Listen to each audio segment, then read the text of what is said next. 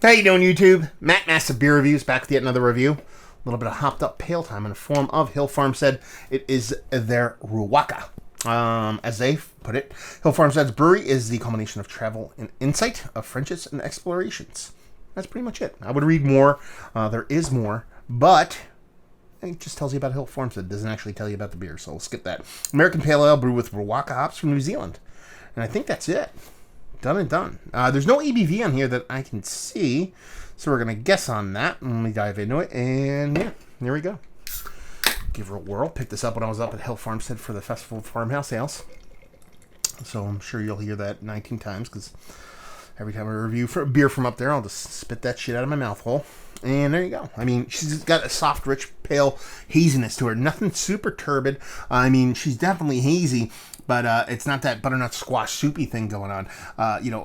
Quarter pinky finger of a head, even if that much, of tight packed bubbles, dissipating pretty quickly. And yeah, she's a pretty beer, and labels what you'd expect from Hill Farmstead. Kind of the thing that they always do. So she looks the part. The head's a little bit small, a little bit tighter than I expect, and a little pale, but not necessarily a bad head. Let's get a nose on her. I mean, you're getting that green. It's a green, slightly danky kind of hot pellet kind of thing with a subtle minty vibe that I get every now and then, coupled with a big tropical presence. It's equal parts bittering, equal parts green in that fruit, and that fruit does come off sweet, but not overly sweet. I'd go kind of a tropical fruit medley on this, if anything. Yeah, she smells nice. Smells gentle. I mean, like I said, there's no ABV on this. I'm guessing this is in the 5% range based off of the impact of the nose. Might be a little bit bigger because I feel like there might be a added sweetness to the beer once you dive into it. But it's pretty, for its ABV, what I'm assuming is mid-5s. If that's the case, then it's kind of appropriate nose on there. So nice little bit of that green minty bittering, a little bit of that kind of soft tropical fruit kind of sweetness going on. Done and done. Let's dive in. Cheers.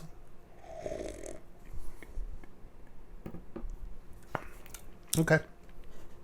That just bursts with melon, like crazy amounts of it. With a nice, a big kind of Pilsner malt, like a crackery malt with a little oat background to it. That's kind of what I feel is going on there.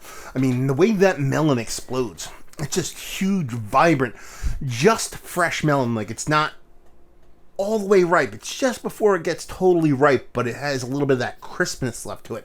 That's the kind of melon you're getting off this. And you get that nice, soft kind of green, a little bit less danky, a little bit brighter than you expect based off of the nose. Yeah, tasty. I mean, there's enough sweetness to back up that bitterness. There's a nice soft dryness to it too, so it kind of makes me want to go back for more. I'd probably switch my ABV up. If I'm going to guess it now, I'm going to be pushing into the 6s. 6.8%. Let's start, or not 6.8, 5.8%. Let's call it that and see if I end up being right at the end of this. We'll look it up. You won't see me look it up, but I will. And yeah, it's tasty. I like it. The mouthfeel's to die for. Super soft, sultry creaminess. That kind of water nerdy kind of background. I like this. It's tasty. You get that nice kind of expressive Southern Hemisphere hop that's showing green and melon. You get that nice soft sweetness, nice soft mouthfeel. Dryness makes you want to go back for more. What more do you want in a pale? Especially a hopped up one. So let's talk about it. It's one of the better hopped up pales I've had as of late. Actually, yeah, one of the better ones, if not towards the top. It's just that good. I'm kind of bummed I only have one can of this. Yeah, I wish I had more, because if this is sub 6%, which I assume it is, I'm in love. Value and availability, it's Hill Farmstead. I believe these were, I don't remember actually what these were. I snagged one of these cans off my buddy Keith, so take that for what it's worth. Hill Farmstead brewery only, unless you find it on draft. And leave you with, if you like what, will you like this? If you like Southern Hemisphere hops and you like low ABV beers. Like I said, I'm kind of guessing at the ABV here, but I'm pretty sure I'm right on that one. If you like low ABV beers, chuggers, and you like expressive Southern Hemisphere hops, this one is going to do all kinds of proper. There you go. Another review in the books. Hopefully you guys enjoyed it. Down there if you want to talk about it. Massive Beers if you want to check me out doing the social media stuff. Beer Massive if you want to check me out doing the whole podcasting thing. And hopefully you guys enjoyed the review. Hopefully enjoying a nice little Hill Farmstead hazy right now. Hopefully see you next time. Cheers.